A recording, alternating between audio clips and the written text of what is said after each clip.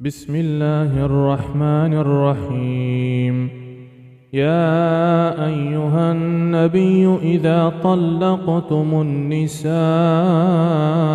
فطلقوهن لعدتهن وأحصوا العدة واتقوا الله ربكم لا تخرجوهن من بيوتهن ولا يخرجن إلا أن يأتين بفاحشة مبينة وتلك حدود الله ومن يتعد حدود الله فقد ظلم نفسه لا تدري لعل الله يحدث بعد ذلك أمرا.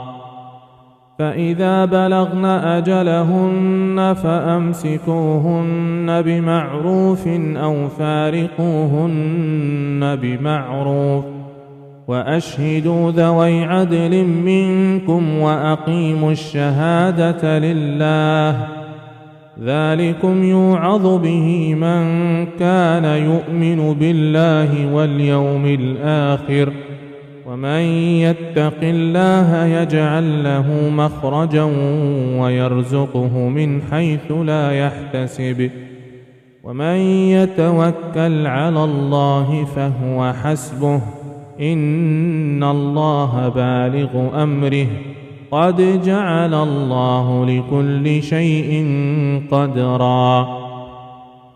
واللائي يئسن من المحيض من نسائكم إن ارتبتم فعدتهن 3 أشهر واللائي لم يحضن وأولاة الأحمال أجلهن أن يضعن حملهن ومن يتق الله يجعل له من أمره يسرا ذلك أمر الله أنزله إليكم ومن يتق الله يكفر عنه سيئاته ويعظم له أجرا. أسكنوهن من حيث سكنتم من وجدكم ولا تضاروهن لتضيقوا عليهن وإن كن أولات حمل فأنفقوا عليهن حتى يضعن حملهن فإن أرضعن لكم فآتوهن أجورهن وأتمروا بينكم بمعروف وإن تعاسرتم فسترضع له أخرى لينفق ذو سعة من سعته ومن قدر عليه رزقه فلينفق مما آتاه الله لا يكلف الله نفسا إلا ما آتاها سيجعل الله بعد عسر يسرا. وكأي من قرية عتت عن أمر ربها ورسله فحاسبناها حسابا شديدا وعذبناها عذابا نكرا فذاقت وبال أمرها وكان عاقبة أمرها خسرا. أعد الله لهم عذابا شديدا فاتقوا الله يا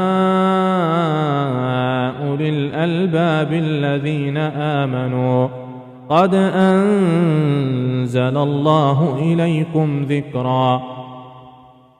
رسولا يتلو عليكم آيات الله مبينات ليخرج الذين آمنوا وعملوا الصالحات من الظلمات إلى النور ومن يؤمن بالله ويعمل صالحا يدخله جنات تجري من تحتها الأنهار خالدين فيها أبدا قد أحسن الله له رزقا.